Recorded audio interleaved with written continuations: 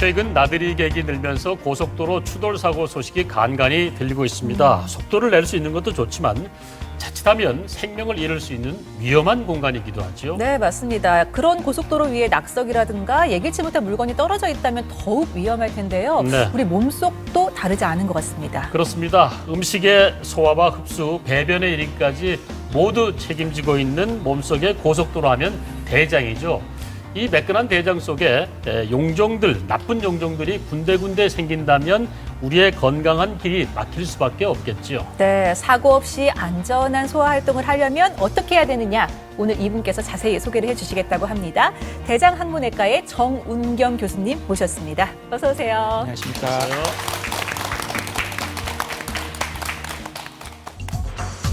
매일 쉴 틈 없이 음식물을 보관하고 내보내는 대장에 한 번쯤 이상 신호를 느꼈다면 대장암을 의심해 볼 필요가 있다. 소리 없는 암살자, 대장암을 정운경 교수와 함께 알아본다. 대장암의 발병률을 높이는 위험 요인 중 가장 큰 원인은 바로 식습관. 50세 이상이 되면 이제 대장암이 발생률이 이제 많이 증가되게 되고 나이가 더 많이 이제 드실수록 대장암 발생 빈도가 더 올라가게 됩니다.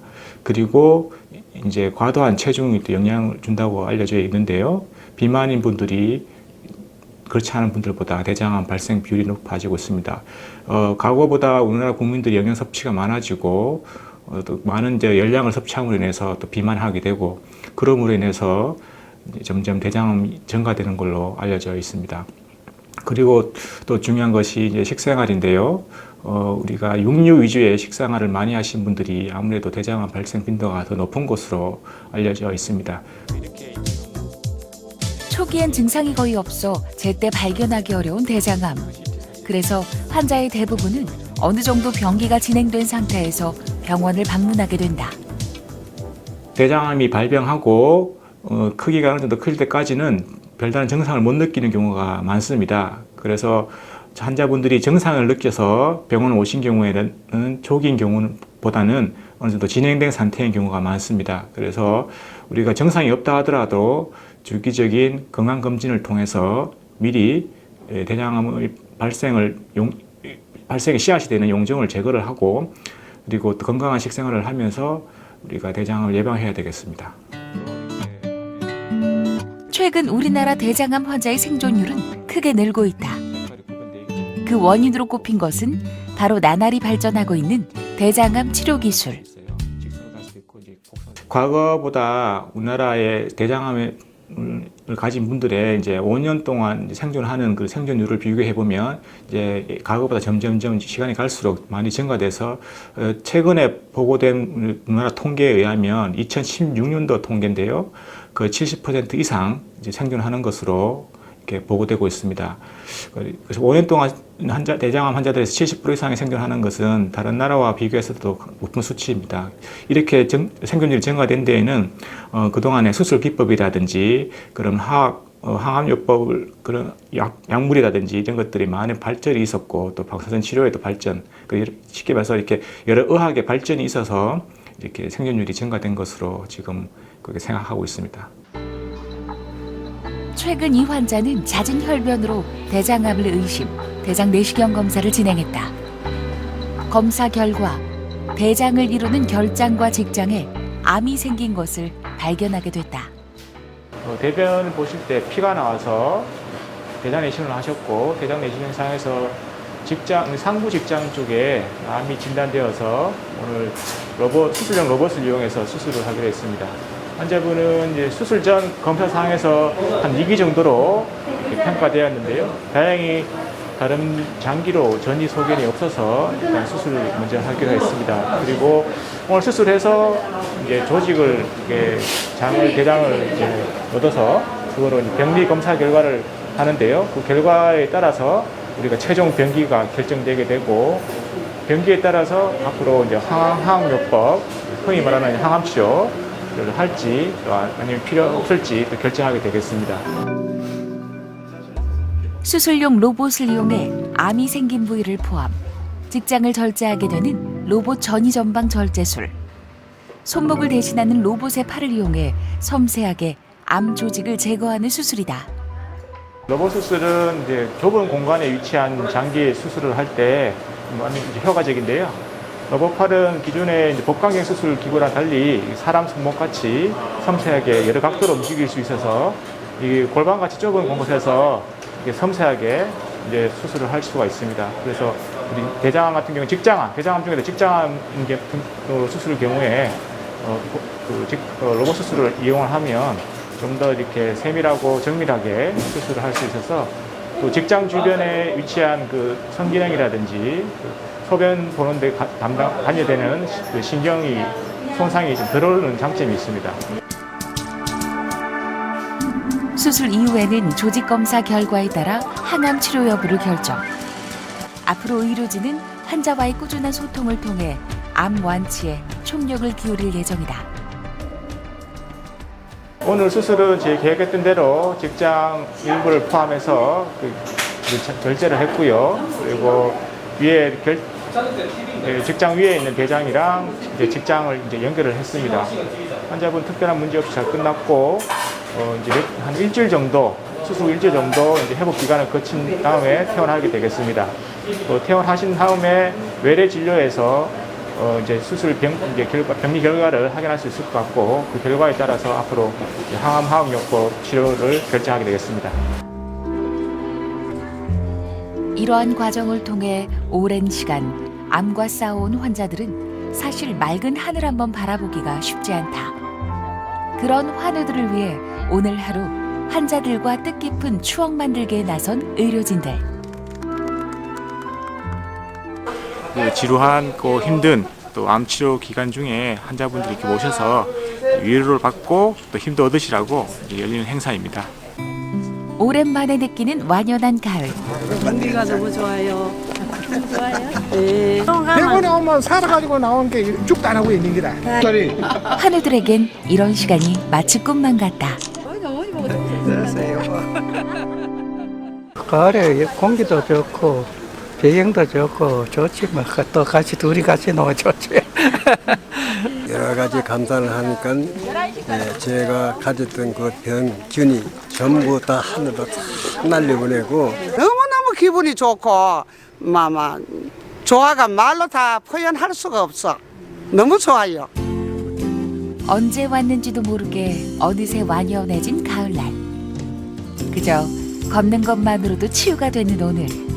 그동안의 아픔을 잠시나마 잊어보는 환우들이다. 오늘 날씨도 좋고 이렇게 공기도 좋고 한 곳에 오셨는데 이 행사를 통해서 많은 또 위로도 받고 마음에 또 안정도 받으시고 또 좀 더 암 치료에 있어서 좀 더 힘을 얻으시길 원하고요. 그리고 환자뿐만 아니라 그 가족분들도 같이 힘을 얻어서 어려운 치료를 잘 이겨내셨으면 좋겠습니다. 그리고 좋은 결과도 앞으로 좋은 암 치료 결과도 얻었으면 좋겠습니다. 갑갑했던 병실을 벗어나 오랜만에 즐기는 소소한 행복. 이런 특별한 추억은 오랜 투병으로 지친 환우들에게 새로운 활기를 불어넣어준다. 암을 치유한다는 것은 그 환자의 질병뿐만이 아니라 그 환자의 마음, 불안해하는 마음까지를 치유한다는 겁니다. 그 환자분들이 그 불안한 마음들을 1년에 하루라도 하루 종일해서 그것을 그 환자분의 불안한 마음을 극복해 나갈 수 있도록. 한편 다른 공간에선 환우들의 이야기가 전시돼 있었다. 암을 극복한 환우들의 글귀. 서로의 아픔을 알기에 더욱 공감되는 글귀들은 보는 이들의 마음을 울린다. 나보다도 이렇게 남편이 39세였으니까 많이 젊었잖아요. 그때 항암 치료를 많이 하고 그 고통을 내가 옆에서 봤기 때문에 편지를 보니까 남의 일 같지가 않고 눈물이 나네요.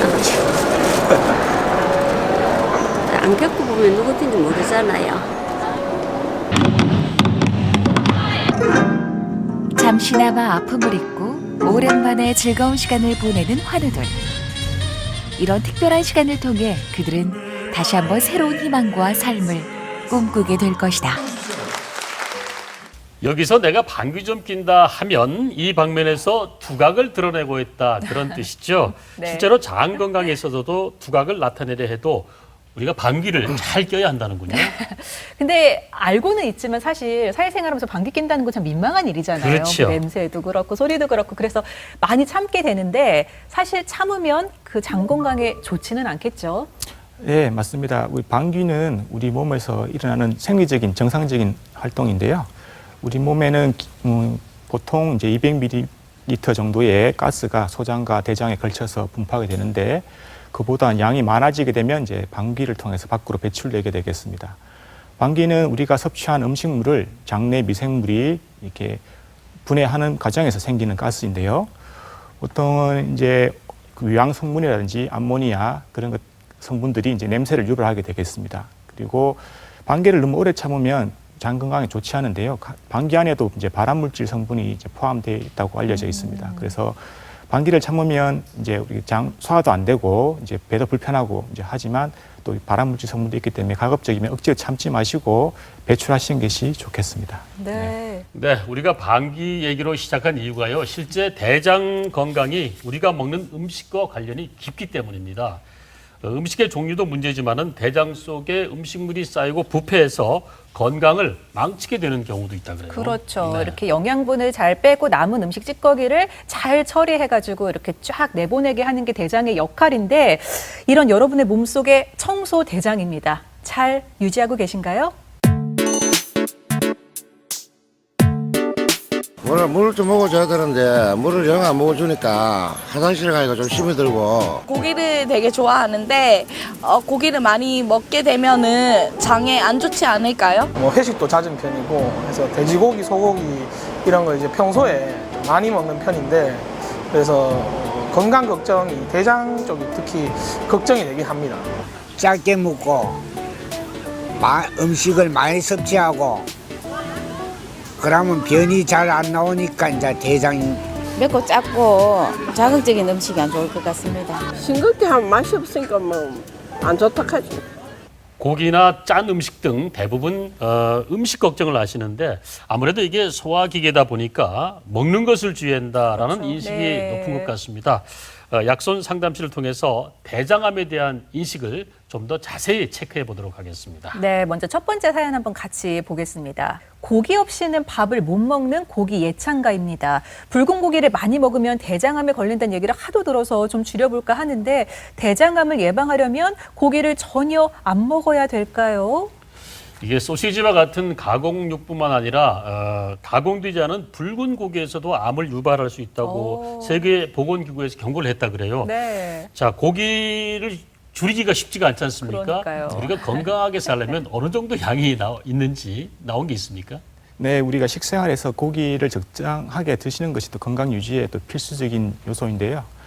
세계보건기구에서는 일단은 하루에 100g 정도 그리고 일주일 동안에 750g보다 넘어가는 경우에는 대장암이 발생 위험이 증가되기 때문에 그보다 적게 드시기를 권장하고 있는데요. 그렇지만 대장암을 예방하기 위해서는 그것보다 좀 더 적게 드시는 것이 좋다는 연구 결과도 계속 보고되고 있어서 가급적이면 섭취를 줄이시는 게 좋겠고요. 그리고 우리가 이게 붉은색 고기를 조리하실 때 우리가 직접 불에 구우시는 경우에는 우리가 지방이 타면서 또 발암물질이 생성되게 되겠습니다. 그래서 그런 발암물질을 섭취를 하게 되면 또 대장암 발생 위험이 증가되니까요. 가급적 조리를 하실 때는 이제 삶아 드시거나 하시는 것이 좋겠습니다. 그리고 가공육 같은 경우에는 식품 첨가물이 많기 때문에 또 그리고 우리 그 발암물질이 또 굉장히 많이 함유되어 있습니다. 네. 그래서 세계암연구소에서는 2015년도에 가공육을 1급 발암물질로 규정을 한 적도 있는데요. 그래서 소세지 같은 경우 발암물질, 가공식품을 드실 때는 가급적이면 이제 2분간이나 3분간 데쳐서 먼저 이렇게 첨가물을 제거한 다음에 네. 조리해서 드시는 것이 좋겠습니다. 네, 일단 뭐 고기 양을 줄이고 드시려면 또 수육으로 해서 드시는 게 좋다는 말씀이었는데요. 자, 두 번째 사연도 만나보겠습니다. 네. 최근에 변을 볼 때마다 변 상태를 확인하고 있습니다. 변을 보고 나면 영 뒤끝이 좋지 않기 때문인데요. 혈변은 아닌데 검은색 변이 자주 나오더라고요. 혹시 대장암이 아닐까 걱정스러운데 병원에 가봐야 될까요? 고민이 많이 될 것 같기는 합니다. 네. 사실 말하긴 좀 그렇지만 건강한 변이라고 하면 네. 뭔가 바나나 모양의 색깔도 좀 황금색 예뻐야 되는데 네. 검은 변이 나오면은 사실 걱정이 많을 것 같거든요. 암 의심해 봐야 합니까? 네, 검은색 변은 일단 보시면 병원에 가시는 것이 좋습니다. 일단 검은색 변은 주로 이제 위장관계 중에서도 상부 위장관, 그러니까 즉 위라든지 십이장에 출혈이 있는 경우에 그것이 이제 내려오면서 색깔이 이제 검은색으로 변하게 되는 경우인데요. 그래서 그런 경우 위나든지 십이장 쪽에 출혈 가능성이 있기 때문에 병원 가셔서 민해시경을 받아보시는 것이 좋겠고요. 그리고 혈변, 붉은색 변을 보는 경우에는 이제 항문에서 가까운 부위, 항문이라든지 항문 위에 있는 직장, 또 그 위에 있는 대장에서 출혈이 있는 경우에 붉은색 변을 보게 되겠습니다. 네, 그럼 이제 세 번째 사연 같이 알아보도록 하겠습니다. 저희 딸이 20살이 좀 넘었는데 얼마 전에 크론병 진단을 받았습니다. 고등학교 내내 고생하다가 이제야 진단을 받고 치료를 시작했는데 크론병이 치료하기도 어렵지만 혹시나 암의 위험이 있을까 너무 걱정스럽습니다. 크론병 잘못하면 암이 될 수도 있나요? 입에서 항문까지 그리고 소화기계 전체에 걸쳐서 염증을 발생시킬 수 있는 크론병. 네. 이게 최근 젊은 층에서 맞아요. 발병률이 높다 그래요. 네. 이게 암과의 관련이 있을까요? 먼저 답부터 말씀드리면 암과 연관이 있습니다. 네. 그리고 크론병은 이제 지속적으로 장에 염증을 유발시켜서 점막에서 암이 발생하게 되는데요.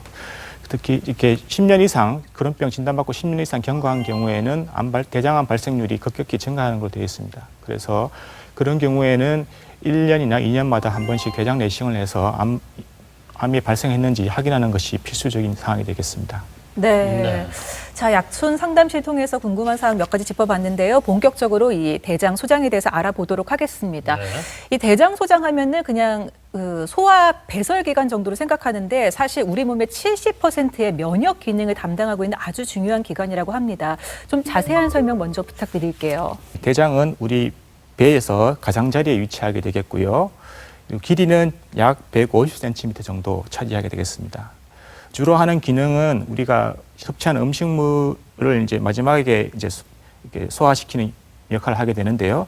대부분의 영양분들은 소장을 통해서 흡수를 하게 되고요. 대장에서는 이제 주로 이제 전해질이라든지 지방산을 흡수하게 됩니다. 그리고 또 중요한 역할이 이제 수분을 흡수하는 건데요. 소장에서 대장으로 넘어오는 대변액 같은 경우에는 이제 물기가 굉장히 많습니다. 이제 그런 물기가 많은 이제 변들이 대장을 통과하게 되면서 물기가 이제 몸으로 흡수가 되게 되겠고 마지막 배출되는 것은 우리가 흔히 보는 대변의 형태를 띠게 되겠습니다. 그리고 또 중요한 역할은 잘 아시다시피 이제 대변을 이제 저장했다가 우리가 대변 보고 싶은 느낌이 이제 들면 배출을 하게 하는 그런 역할을 하게 되겠습니다. 대장은 또 부위별로 암 발생률이 차이가 나는데요. 이제 직장하고 직장 바로 위에 있는 이게 S결장 또는 구불결장이라 하는데 이 부위가 대장암 발생률이 가장 많은 걸로 되어 있고 그 다음에 차지하는 것이 여기 보시면 이제 맹장이라든지 상행결장 같은 우리 몸에서 배에서 오른쪽에 위치한 대장에서 그 다음으로 암이 발생을 많이 하는 것이 되겠습니다. 네. 네. 대장의 길이가 150cm라 상당히 많이 길군요. 길어요. 네. 그래서 그런가요? 위치에 따라서 생길 수 있는 암의 종류도 다양할 것 같은데 네. 특히 최근에 주변에서 이게 발병 소식이 많이 들리더라고요. 대장암 발병률 실제 어느 정도 됩니까? 2016년도 이제 우리나라 이제 자료입니다. 2016년도 한 해 동안 약 2만 8천 명의 새로운 대장암 환자가 이제 진단되어 발생하였고요. 그 대장암은 이제 전체 우리나라 암 환자 중에서도 대장암은 이제 위암이 이어서 이제 2위를 차지하게 되겠습니다. 네.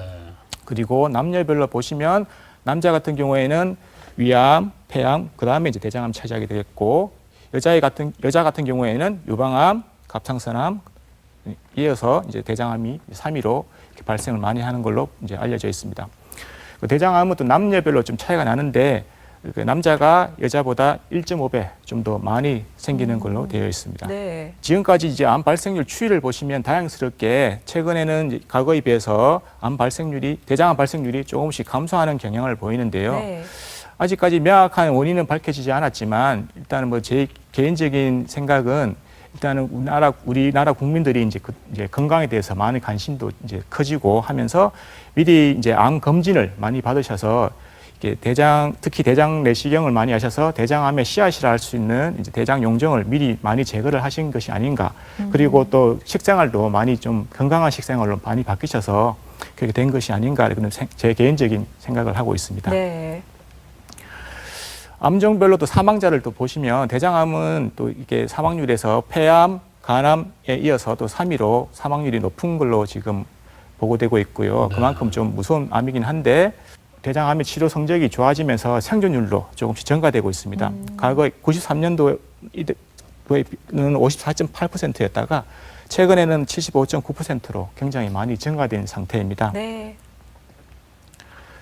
다행히 또 이렇게 우리가 사기암이라 하는 전이성 대장암 같은 경우에도 이제 새로운 항암제가 많이 개발됨으로 인해서 과거에 비해서 생존율이 많이 이제 급격히 이제 증가되게 되는데요. 최근에는 이제 표적 치료제라는 약이 이제 같이 사용하게 되면서 30개월 이상의 생존율을 또 이렇게 보고되고 있습니다. 네. 치료 성적이 좋다는 건 참 반가운 일인 것 같습니다. 하지만 애초에 아예 안 걸리는 게 가장 좋은 일 아니겠습니까? 보면은 뭐 가족력이 있거나 한 경우에는 당연히 좀 유전 같은 부분도 조심을 해야 될 것 같기도 하고 또 재밌는 얘기가 있더라고요. 키가 크면은 대장 길이가 길어서 암 발병률이 높다는 얘기도 있던데 이거 진짜입니까? 네, 그 한 보고 연구에서 이렇게 키가 큰 여성 같은 경우에 키가 작은 여성에 비해서 이제 유방암, 갑상선암 같은 여러 가지 또 대장암도 포함해서 여러 암이 발생률이 증가된다고 이렇게 보고되고 있는데요. 그래서 이제 유전성 대장암에 있어서 유전적인 경향은 이제 5에서 한 15% 정도로 알려져 있고요. 대부분 같은 경우에는 유전적인 경향은 좀 적긴 합니다. 네. 저도 작은 키는 아닌데 무조건 좋은 게 아니었네요. 큰 키가 좀 더 조심을 해야 될 것 같습니다. 그렇군요. 자, 그렇다면 우리가 대장암 예방을 위해서 많은 신경을 써야 될 것 같은데 대장암 발병 요인 어떤 게 있을까요? 네. 네, 대장암의 발병 위험 요인이 몇 가지 있는데 딱히 한 가지라고 말하기 힘듭니다. 여러 가지가 복합적으로 작용한다고 생각되고 있는데 가장 중요한 위험 요인으로 보시면 이제 50세 이상이라 되어 있는데요. 이렇게 나이가 이제 드시면 대장암의 발생이 급격히 증가되게 되겠습니다. 그래서 제가 보는 이제 환자분들 중에도 보통 이제 50세 이상, 이제 60대, 70대 이렇게 많으신데요. 이렇게 나이가 들면 대장암이 좀 더 많이 생기게 되겠고. 그 다음으로 보실 수 있는 게 이제 아까 잠깐 설명드렸다시피 이제 염증성 장질환이 있는데요. 궤양성 대장염이라든지 이제 크론병이 해당되게 되겠습니다. 이런 병 같은 경우에는 지속적으로 대장의 염증을 일으키면서 결국은 이제 암으로 발생하게 되겠습니다. 다음에 보시면 이제 대장암의 가족력이 있는데요. 대장암은 이제 좀 전에 말씀드렸다시피 이게 유전적인 경향을 띠는 경우에는 한 5에서 한 15% 정도로 많지는 않습니다. 그렇지만 이제 대장암을 가지신 이제 부모님이 계시는 경우에 그 자녀가 대장암이 생길 확률이 한 2배, 3배 좀 증가된다는 그런 보고도 있기 때문에 대장암의 가족력 또한 무시할 수 없는 위험 요인이 되겠습니다. 네. 그리고 또 보시는 것이 이제 우리가 선정성 용종이라 하는데요. 이 용종이 이제 대장에 생긴 볼록한 그런 덩어리들을 다 용종이라 하는데 그 중에서도 선정성 용종 같은 경우에는 또 이렇게 대장암으로 진행될 위험성이 있기 때문에 그것 또한 이제 위험 요인이 되겠습니다. 다음으로 보실 거는 또 우리가 식생활적인 면인데요. 우리가 비만이라든지 또 신체 활동이 적은 경우에도 우리가 대장암이 위험이 좀 더 증가된다는 보고가 있습니다. 그렇다고 무조건 뚱뚱한 사람이 다 대장암 걸리는 건 아니니까요. 그거는 좀 이렇게 무조건 살쪘다고 대장암 걸린다고 걱정하실 필요는 없긴 하지만 어쨌든 그런 비만일수록 대장암 위험이 좀 더 증가된다는 보고들이 많습니다. 네. 그리고 이렇게 과다하게 음주하는 경우도 역시나 우리가 대장암을 일으킬 수 있는데요. 술을 이제 안 드시는 분에 비해서 술을 많이 드시는 분들이 대장암이 많이 생기게 되겠습니다. 그리고 또 담배가 또 원인이 될 수 있는데 우리가 담배 피시는 분들이 담배를 안 피시는 분에 비해서 대장암 발병할 수 있는 위험 요인이 1.18배 정도 높다고 이렇게 알려져 있습니다. 그리고 좀 전에 처음에 이제 말씀드렸다시피 이제 붉은색 고기라든지 가공육을 좀 많이 드시는 경우에도 대장암의 발병 위험성이 증가되게 되겠습니다. 네. 네. 그 대장암을 앓고 계신 분들이 조금 헷갈려하는 게 이게 보니까 약물하고 대장암의 관계가 그 전문가들마다 얘기하는 게 조금 다른 것 같더라고요. 항생제하고 아스피린이 대장암과 관계가 있다라고 하는데 이게 좋다는 사람들도 있고 안 좋다는 사람들도 있는 것 같고 어떻습니까? 네, 그 항생제 같은 경우에는 우리가 오남용 하면 이제 위험하게 되겠는데요. 이제 우리 먹는 항생제를 이제 처방받은 사람하고 그렇지 않은 사람, 항생제를 드시지 않은 사람하고 비교한 연구가 있었습니다. 네. 그런데 먹는 항생제를 이제 드셨던 분들이 대장암 발병률이 좀 더 높았다는 보고가 있고요. 결론적으로는 우리가 항생제가 필요한 경우는 반드시 써야 됩니다. 염증이 심한 경우라든지 이런 경우는 써야 되는데 그렇지 않고 이제 무분별하게 사용한다든지 너무 이렇게 괜히 오랫동안 사용한다든지 그런 경우에는 이제 문제가 되는 거라고 이렇게 결론을 이렇게 맺었고요, 연구에서. 네. 그리고 아스피린 같은 경우에는 이제 아스피린을 드시면 대장암의 씨앗이라 할 수 있는 대장 용종 발생률을 줄일 수 있다는 보고가 있는데요. 네. 이제 대장암을 예방하기 위해서 굳이 건강하신 분들이 아스피린을 드시는 것은 그렇게 권장되지는 않습니다. 그래서 아스피린도 이게 너무 이렇게 과다하게 드시거나 하신 경우에 또 출혈의 위험성이 있는 분들 같은 경우에는 드시면 이제 위장관계 쪽에 피가 날 수 있기 때문에 또 오히려 득보다는 실이 많은 경우가 되겠습니다. 네. 그리고 이런 경우도 있습니다. 작년에 소년원 재소자가 40kg 가까이 살이 빠졌음에도 증상을 방치해서 대장암 3기 진단을 받은 일이 있었는데요. 이게 살이 빠진 것은 건강에 이상 증세를 나타내지만은 네. 대장암과 연결짓기가 쉽지가 않지 않습니까? 대장암의 증상, 일반들이 눈치챌 수 있는 부분은 어떤 게 있을까요? 네, 대장암은 우리가 흔히 생길 수 있는 대장암이 증상이라 하면 이제 오른쪽 대장암, 왼쪽 대장암이 조금 차이가 납니다. 네. 우리가 오른쪽 대장암 같은 경우에는 이게 대장 자체가 직경이 대장에서 좀 가장 넓은 편이거든요. 그래서 우리가 암이라도 클 때까지는 증상을 못 느끼는 경우가 많습니다. 그래서 대장암이 커져서 증상이 생기는 경우에는 오른쪽 대장암인 경우에는 배에서 이렇게 뭔가 만져진다든지 그다음에 지속적으로 오랫동안 대장암이 커지면서 거기서 계속 비정상적인 출혈이 생겨서 이제 빈혈이 생겼다든지 그리고 이게 점점 커지니까 덩어리가 커져서 결국은 이제 소화장애를 일으켜서 소화가 잘 안 되는 경우를 환자들이 많이 호소하시고요. 왼쪽 대장암 같은 경우에는 직경이 짧고 항문에서 가까이 위치해 있어서 이제 대장암의 크기가 엄청 커지기 전에 미리 환자들이 증상이 생길 수 있습니다. 주로 환자들이 호소하시는 것들이 이제 대변이 가늘어진다든지 변비가 갑자기 생겼다든지 그리고 대장암이 커지면서 이게 대장의 직경이 쭉 작으니까 이게 대장 안에서 이렇게 변이라든지 가스가 통과가 잘 안 돼서 배에 가스가 잘 찬다고 이렇게 호소하십니다. 그리고 장이 심한 경우에는 장이 막혀서 배가 아프다고 이렇게 말씀하시는 경우도 있고요. 그리고 항문에서 이렇게 가까이 있기 때문에 대변에 피가 섞여 나오는 경우가 있습니다. 네. 그래서 대장암이 증상이 있으면 이제 보통은 어느 정도 진행된 경우가 많은데요. 네.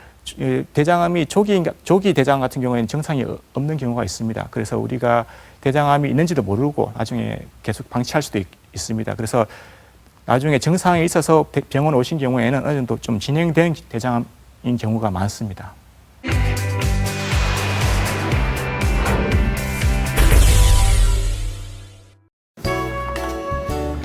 대장 항문외과 전문의 정운경 교수가 말하는 건강 비법 그 첫 번째. 기름진 음식보다 신선한 채소를 자주 섭취하는 것이다.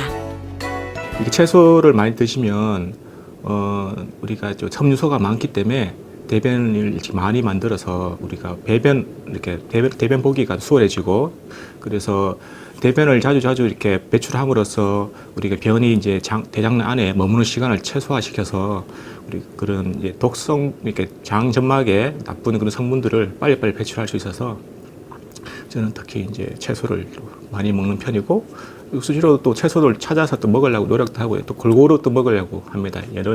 여러 가지 영양소를 섭취하기 위해서. 대장암 예방에 좋은 신선한 채소를 섭취한 뒤 체력 단련실로 향한 정운경 교수.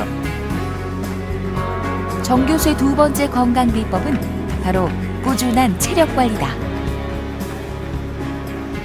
평소에 제가 외과 의사다 보니까 응급수술도 많고 또 불규칙적인 그런 시간이 많아서 시간 내기가 힘들어서 일단 평소에는 자주 걸어 다니려고 하고 그리고 시간이 날 때마다 이제 조깅을 하려고 합니다. 그래서 조깅을 해서 한 30분 정도 땀을 많이 흘리고 이렇게 합니다. 그래서 그러면 몸도 개운해지고 그다음에 또 적절한 체중도 유지할 수가 있고 그래서 건강을 유지할 수 있는 저만의 이제 비법입니다. 그리고 등산이라든지 수영도 시간 날 때마다 틈틈이 이렇게 하려고 노력하고 있습니다.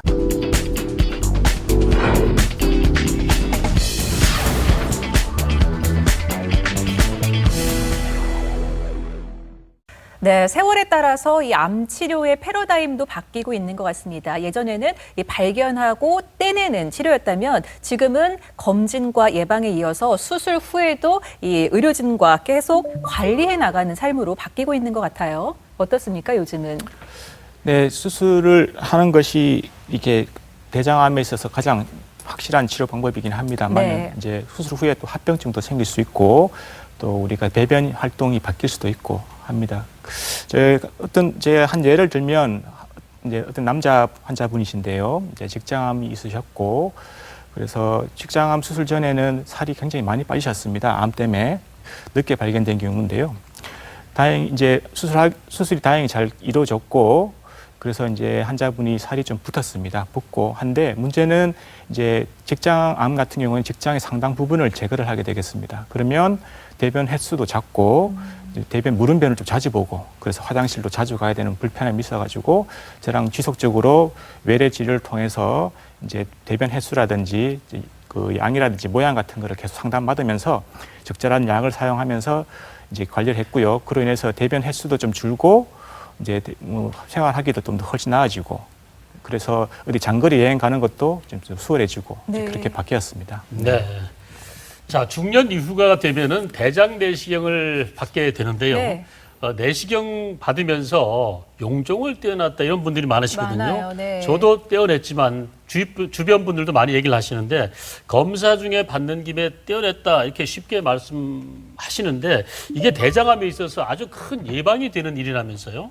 네, 맞습니다. 그 대장암의 씨앗이라 할 수 있는 대장 용종을 미리 제거하는 것이 이제 가장 효과적인 대장암 예방 방법이 되겠습니다. 네. 대장 내시경은 우리가 많은 분들이 알고 계시다시피 이제 내시경을 항문을 통해서 대장 깊숙이 이제 삽입한 다음에 쭉 나오면서 관찰하면서 이렇게 용종 볼록하게 튀어나오는 것을 다 용종이라 하는데 용종을 이렇게 제거를 하게 되겠습니다. 이게 보통 45세, 80세라고 되어 있긴 한데 네. 보통 50세 이상 되면 우리가 정기적으로 대장 내시경을 하도록 권유하고 있습니다.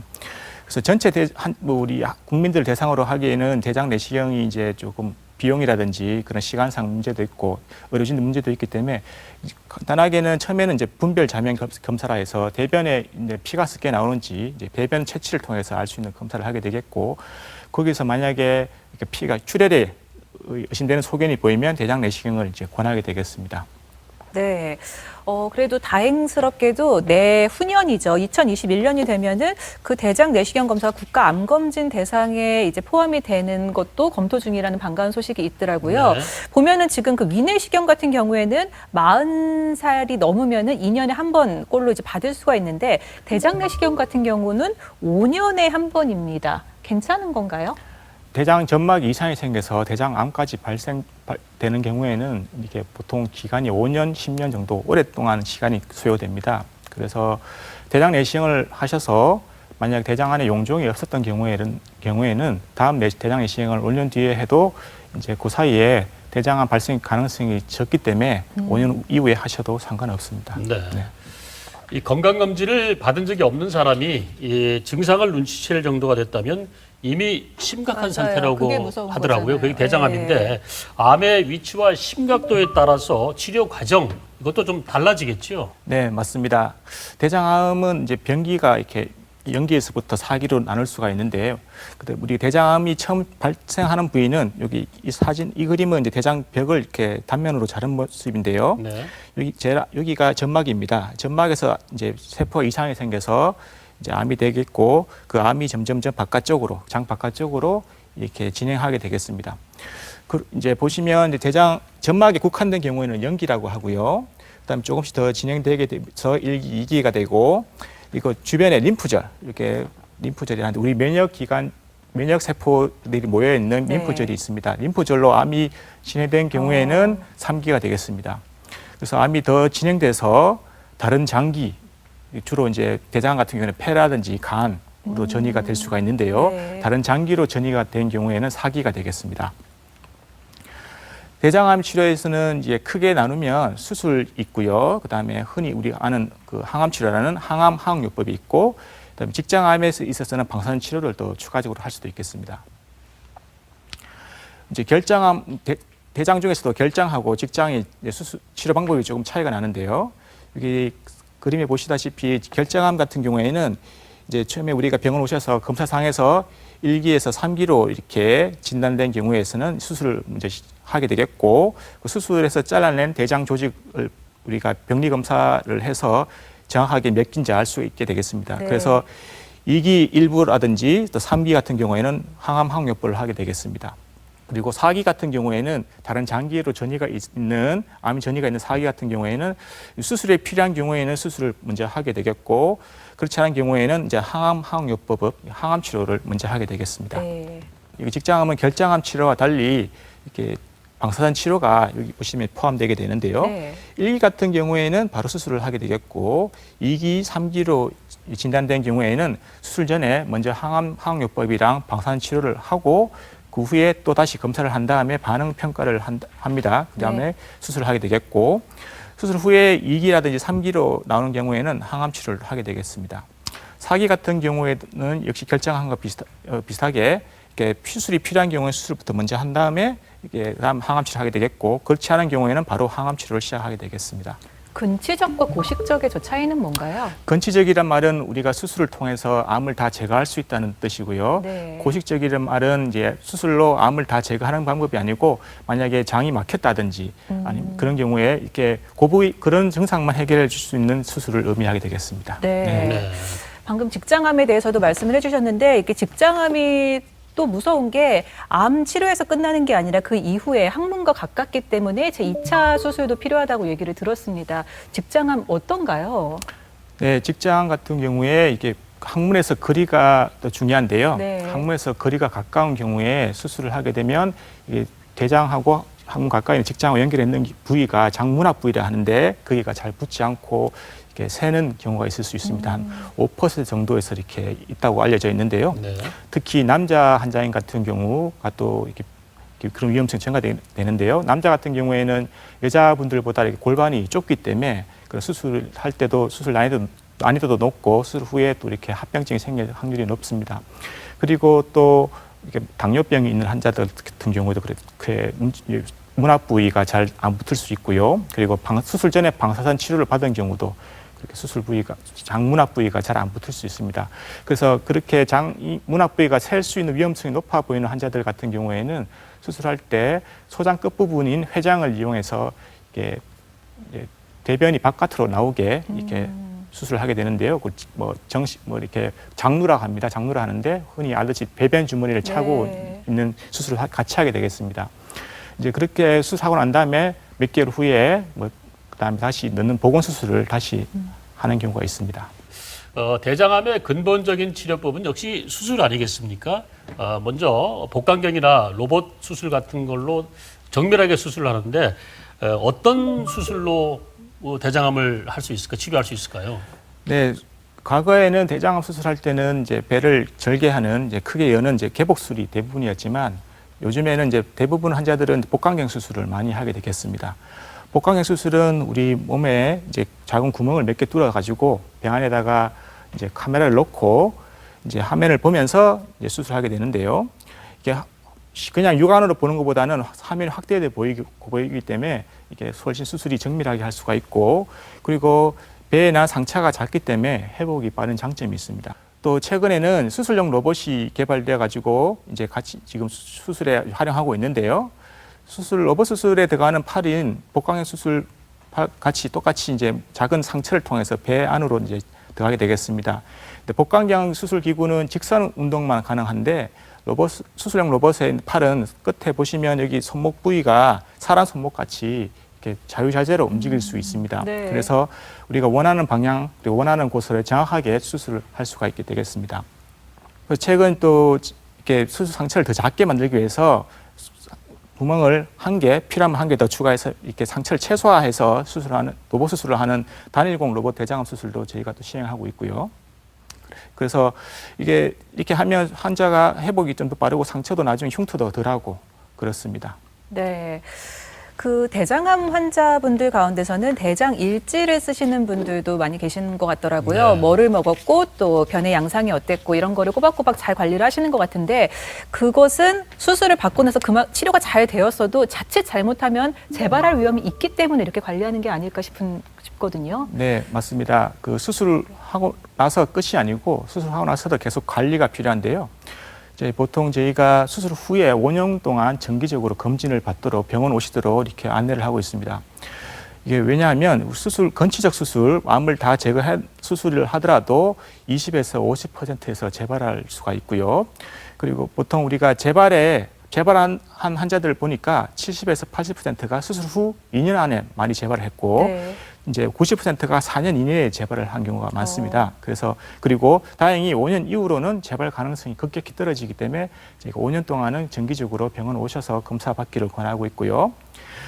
그리고 이제 정기 검진 받으시는 이제 그 간격은 조금 차이가 나는데 이게 수술 후에 처음에는 3개월마다 병원을 오셔서 검사를 받고요. 그 2년 동안 재발이 없었다. 그러면 6개월마다 병원을 이제 오시도록 안내하고 있습니다. 병원 오시면 하는 검사가 두 번째 보시면 종양 표지자 검사라고 있는데요. 이거는 피를 뽑아서 검사하는 겁니다. 이거는 병원 오실 때마다 검사를 하게 되는데 암이 재발하거나 전이하는 경우에는 이 종양 표지자 CEA라고 하는데요. 이 수치가 증가되게 되겠습니다. 증가되면 우리가 피 검사만으로도 이게 재발을 했다, 전이가 있을 수 있겠구나 이렇게 우리가 알 수가 있고 더 다음 검사로 우리가 넘어갈 수 있겠죠. 네. 그리고 CT, 흔히 아는 CT 전산화 단층 촬영이라 하는데요. 보통 1년에 최소 한 번은 이렇게 검사를 권하고 있습니다. 물론 이건 사람마다 또 병기에 따라서 또 차이가 나긴 하는데 최소 1년에 한 번은 CT를 찍도록 말씀드리고 그리고 대장 내시경 같은 경우에는 수술 후 1년 그리고 5년째 이렇게 내시경을 일단 기본적으로 하고요. 혹시 그 대장 내시경 검사에서 용종이 있었거나 또 용종의 성격에 따라서 또 그 다음에 또 언제 또 검사할지는 또 달라지게 되겠습니다. 네, 대장암을 예방하기 위해서는 늘 건강검진을 먼저 해보고 또 수술 후에는 관리가 아주 중요할 것 같습니다. 그리고 대장암 정복을 위해서 의료계에서는 최근 다양한 연구를 활발하게 진행되고 있는 것 같은데 최근에 관심 가져야 할 새로운 지식들을 하면 어떤 게 있을까요? 네, 최근에 이제 그전에는 잘 몰랐던 것들이 조금씩 이제 연구돼서 소개되고 있는데요. 대표적인 걸 말씀드리면 두 가지가 있습니다. 이제 오른쪽 대장하고 왼쪽 대장암이 약간 치료 성적이 참 차이 난다는 거 하고 장내 세균하고 대장암의 관계입니다. 먼저 보실 것이 이제 오른쪽하고 왼쪽 대장암 비교한 연구인데요. 결론적으로 말씀드리면 오른쪽 대장암이 왼쪽 대장암보다 생존율이 좀 더 안 좋은 것으로 보고되고 있습니다. 그래서 일단 오른쪽 대장하고 왼쪽 대장은 우리가 몸에서 엄마 뱃속에서 발생할 때부터 이게 발생 부위가 좀 차이가 나는데요. 그래서 기본적으로 성격이 조금 차이가 납니다. 같은 대장이라 하지만 위치에 따라서 다르고요, 약간. 그리고 이게 예후가 오른쪽 대장이 왜 더 성적이 안 좋으냐 보면 이제 오른쪽 대장암에서 왼쪽 대장암보다 유전자 돌연변이가 좀 더 많이 발생하는 걸로 되어 있어서 돼 있는데 이 유전자 돌연변이는 이렇게 앞으로 치료 성적에 안 좋은 쪽으로 영향을 줍니다. 그래서 안 좋은 그런 유전자 돌연변이가 더 많기 때문에 좀 더 오른쪽 대장암 생존율이 낮은 것이 아닌가 지금 생각하고 있고요. 대장암 발생 위험이 높은 환자들이 오른쪽 대장암 환자에서 지금 많았습니다. 그런데 그게 유전적 취약성을 더 많이 가져가지고 그렇게 된 걸로 알려져 있고요.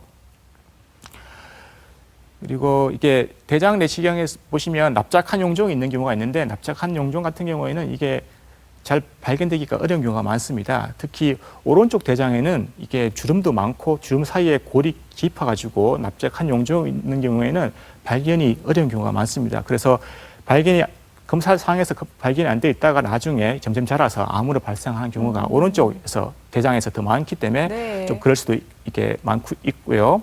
그리고 처음에 조금 말씀드렸다시피 오른쪽 대장이 이제 직경이 넓기 때문에 이게 암이 생기더라도 정상이 생기려고 그러면 시간이 많이 소요됩니다. 그래서 증상이 생겨서 병원 와셔서 진단받았을 때는 이미 어느 정도 많이 진행된 상태가 많기 때문에 또 오른쪽 대장암이 더 안 좋은 걸로 지금 또 분석되고 있습니다. 다음에 보실 게 이제 장내 세균인데요.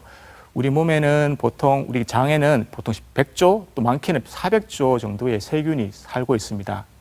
종류도 수천 가지로 굉장히 많은데요.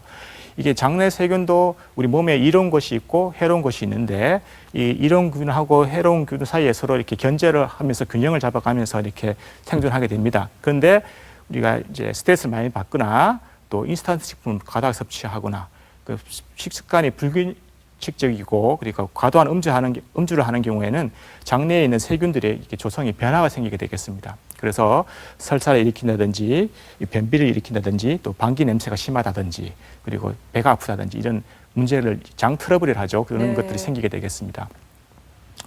장내 세균은 최근에는 또 여러 연구에서 많은 질환하고 또 연관이 있다고 또 알려져 있는데요. 뭐 우울증이라든지 치매 또 자폐증 같은 것도 장내 세균의 영향을 많이 받는다고 또 알려져 있습니다. 또 물론 대장암도 영향을 받는다고 알려져 있는데요. 그래서 우리가 장내의 미생물들이 이제 서로 공존하고 균형이 안 잡힌 상태가 되면 몸에 이제 면역 조절에 장애가 생기게 되겠습니다. 네. 그러면서 염증을 더 많이 유발하게 되겠고 이 염증을 계속 있다 보면 대장암으로 진행될 위험성이 있겠습니다.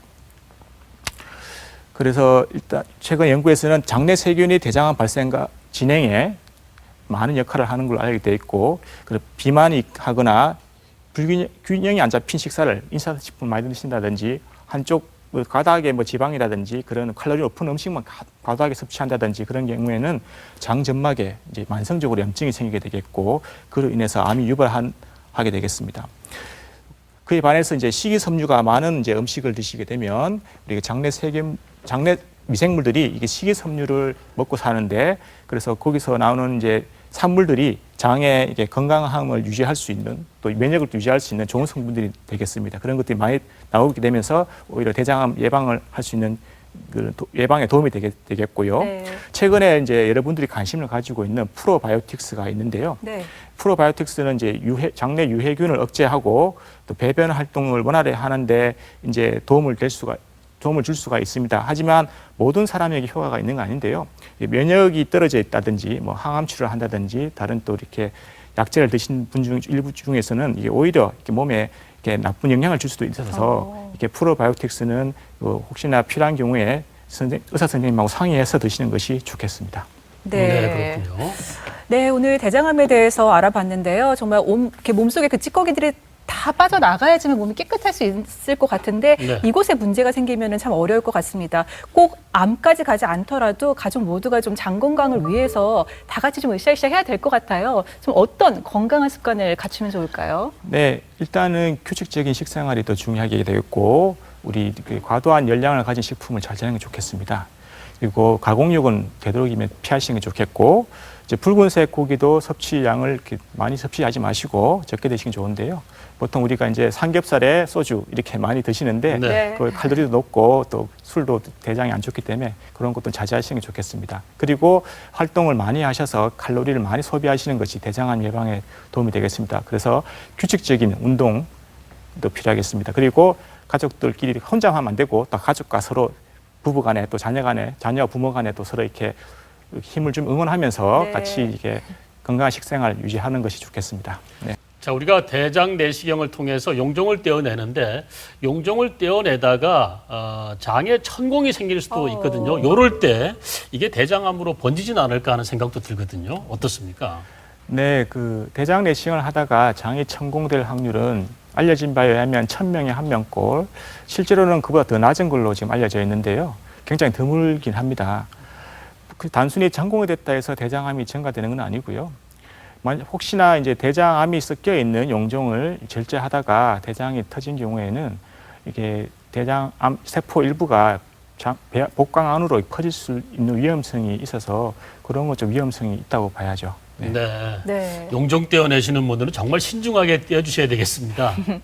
네, 저는 또 많은 여성분들이 말 못할 고민을 안고 있는 게 사실 변비를 앓고 있는 사람들이 참 많이 있단 말이에요. 그렇죠. 네, 이 변비, 이거는 대장암 어떻습니까? 좀 위험할 것 같기는 하거든요. 네, 변비 자체가 대장암을 더 증가시키지는 않는데요. 우리가 대변이라는 것이 몸에 필요 없는 찌꺼기 그리고 그 사이에는 유해 물질도 많습니다. 그래서 그런 것들을 오랫동안 장 속에 저장하고 있는 거는 장 점막에 계속 자극을 주기 때문에 좋지는 않아서 되도록이면 빨리빨리 대변을 이렇게 배출하는 것이 좋겠습니다. 네. 네. 근데 이게 유산균도 잘 안 듣고 물을 아무리 먹어도 잘 안 되고 정말 고질적인 변비를 호소하는 친구들도 많이 있거든요. 어떻게 잡아야 될까요? 우리가 식품 중에도 배변 활동을 도움을 주는 식품들이 많은데요. 그런 것들이 또 너무 과다하게 한 가지만 오랫동안 장기간 복용하게 되면 오히려 변비가 더 악화될 수도 있는 위험성이 있습니다. 그래서 만약 그냥 단순히 식생활로 해결 안 되는 변비 같은 경우에는 전문의를 찾아서 적절한 약제를 사용하시는 것이 도움이 되겠습니다. 네, 네. 주변에서 얘기를 들어보면 또 많은 분들이 커피를 많이 마시면 암을 발생시킬 수 있다 이렇게 얘기를 하거든요. 그 부분이 참 민감한 부분인데. 우리가 보통 이제 믹스 커피를 하는데요. 열량이 많은 커피를 드시면 아무래도 칼로리를 많이 섭취하다 보니까 살도 찌고 그렇게 될 수 있는데, 그러면 이제 아무래도 그 부분에 대해서는 이제 대장암 위험성이 좀 올라갈 수도 있긴 하겠지만, 우리가 뭐 아메리카노 같은 그런 이렇게 당분이 없는 커피는 오히려 대장에 오히려 좋은 것도 있다, 좋은 점도 있다고 또 그런 연구도 있습니다. 네. 믹스가 더 맛있는데 맛있는 건 다 안 되는 것 같네요. 맞습니다. 네. 자, 대장암에 대해서 쭉 알아봤는데요. 대장암 예방 때문에 먹을 게 없다라고 네, 생각하시는 그렇네요. 분들이 많으시잖아요. 늘 말씀드리지만 어떤 한 음식을 계속 드시지 마시고 골고루 드시는 게 건강에 좋을 듯 싶습니다. 네, 더불어서 뭐 시금치, 브로콜리 너무 좋은 거 잘 아시잖아요. 이런 녹황색 채소들이 대장암을 예방하는 데 큰 도움이 된다고 하니까 이제 식탁에 자주 올려줘야 될 것 같습니다. 네, 대충 생각했다 큰일 날 수 있는 대장암에 대해서 자세히 알아봤습니다. 대장학문외과 정운경 교수님과 함께했습니다. 고맙습니다. 고맙습니다. 네, 고맙습니다.